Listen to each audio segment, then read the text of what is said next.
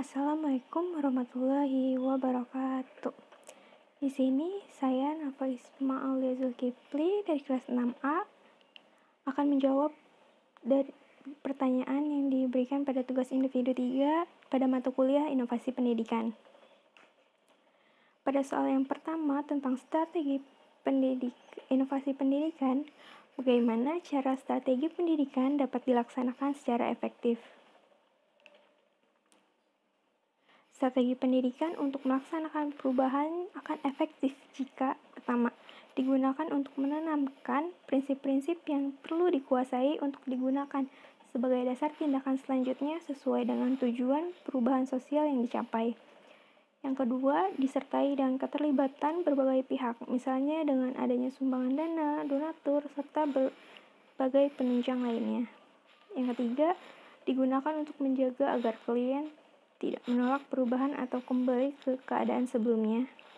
Dan yang terakhir, digunakan untuk menanamkan pengertian tentang hubungan antara gejala dan masalah, menyadarkan adanya masalah, dan memantapkan bahwa masalah yang dihadapi dapat dipecahkan dengan adanya perubahan. Serta pada strategi pendidikan sendiri akan dapat digunakan secara tepat dalam kondisi dan situasi apabila perubahan sosial yang diinginkan tidak terjadi dalam waktu singkat, dan apabila sasaran perubahan atau klien belum memiliki keterampilan atau pengetahuan tertentu yang dibutuhkan untuk melaksanakan program perubahan sosial. Selanjutnya, soal yang kedua, apa saja hal-hal yang menjadi pertimbangan dalam berhasilnya penggunaan strategi bujukan?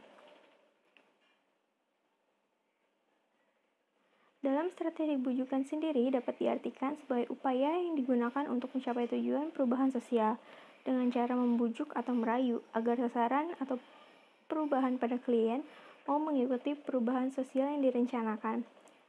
Dalam strategi bujukan dapat berhasil berdasarkan alasan yang rasional, pemberian fakta yang akurat, tetapi mungkin juga justru dengan fakta yang salah sama sekali pada rayuan atau gombal. Tentu saja yang terakhir ini hasilnya tidak akan tahan lama, bahkan untuk selanjutnya akan merugikan. Sehingga untuk hasilnya penggunaan strategi bujukan perlu mempertimbangkan hal-hal sebagai berikut. Yang pertama, strategi bujukan tepat digunakan bila klien atau sebagai sasaran perubahan.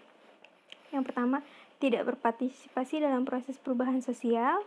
Yang kedua, berada pada tahap evaluasi atau legitimasi dalam proses pengambilan keputusan untuk menerima atau menolak perubahan sosial. Dan yang terakhir, diajak untuk mengalokasi sumber penunjang perubahan dari suatu kegiatan atau proses program ke kegiatan atau program lainnya. Dan yang kedua, strategi bujukan tepat digunakan jika masalah dianggap kurang penting atau jika cara pemecahan masalah kurang efektif. Yang kedua, pelaksanaan program perubahan tidak memiliki alat kontrol secara langsung terhadap klien. Yang ketiga, sebenarnya perubahan sosial sangat bermanfaat, tetapi menganggap mengandung suatu resiko yang dapat menimbulkan perpecahan. Keempat, perubahan tidak dapat dicobakan atau sukar dimengerti dan tidak dapat diamati kemanfaatannya secara langsung. Dan yang terakhir, dimanfaatkan untuk melawan penolakan terhadap perubahan pada saat awal diperkenalkannya perubahan sosial yang diharapkan. Selanjutnya, apakah hubungan antara satu karakteristik dengan karakteristik lainnya?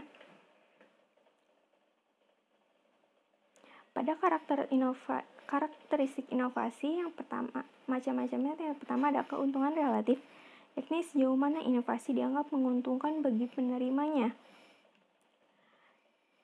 Tingkat keuntungan atau pemanfaatan suatu inovasi sendiri dapat diukur berdasarkan nilai ekonominya atau mungkin dari faktor status sosial, kesenangan, kepuasan, atau karena mempunyai komponen yang sangat penting. Makin menguntungkan bagi penerima, makin cepat tersebarnya inovasi.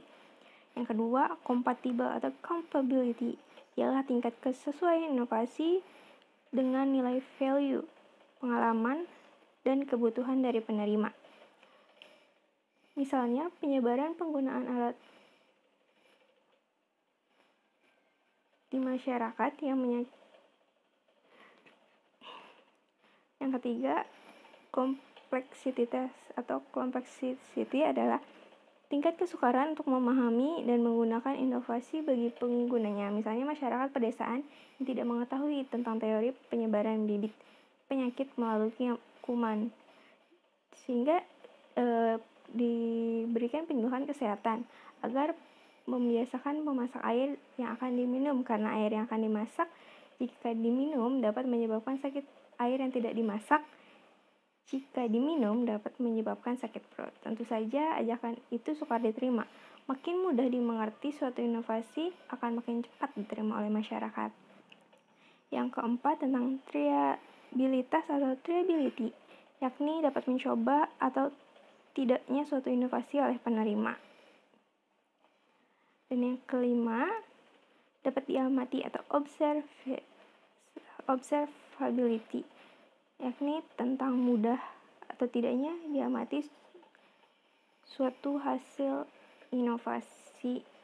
Suatu inovasi yang hasilnya mudah diamati akan makin cepat diterima oleh masyarakat, dan sebaliknya inovasi yang sukar diamati hasilnya akan lama diterima oleh masyarakat. Sehingga dari karakteristik tersebut terdapat hubungan, yakni tentang mempengaruhi kecepatan dalam penerimaan inovasi oleh masyarakat luas. Apa saja sih faktor yang menentukan efektivitas pelaksanaan program perubahan sosial? Salah satu faktor yang ikut menentukan efektivitas pelaksanaan program perubahan sosial adalah ketepatan penggunaan strategi. Akan tetapi, memilih strategi yang tepat bukan pekerjaan yang mudah. Sukar untuk memilih suatu strategi tertentu guna mencapai tujuan atau target perubahan sosial tersebut. Karena sebenarnya berbagai macam strategi itu terletak pada suatu kontinum dari tingkat yang paling rendah atau sedikit tekanan paksaan dari luar ke arah yang paling kuat tekanannya atau paksaan dari luar. Dan yang terakhir, tentang karakter inovasi dapat mempengaruhi cepat atau lambatnya penerimaan inovasi. Menurut Alfred M. Rogers pada tahun 1903 pada halaman 14-16, karakter inovasi diantaranya adalah keunggulan relatif atau compatible. Kemudian kemukakan pendapat Anda mengenai perbedaan kedua karakter tersebut. Menurut M. Rogers 1993 halaman 14, karakter inovasi pada keunggulan relatif, yakni sejauh mana inovasi dianggap menguntungkan bagi penerimanya. Tingkat keuntungan atau pemanfaatan suatu inovasi dapat diukur berdasarkan nilai ekonominya, atau mungkin dari faktor status sosial atau gengsi, kesenangan, kepuasan, atau karena menemuinya komponen yang sangat penting. Makin menguntungkan bagi penerima, makin cepat tersebarnya inovasi. Sedangkan pada compatible atau compatibility, tingkat kesesuaian inovasi dengan nilai value atau pengalaman dan kebutuhan dari penerima. Inovasi yang tidak sesuai dengan nilai atau norma yang diyakini oleh penerima tidak akan diterima secepat inovasi yang sesuai dengan norma yang ada.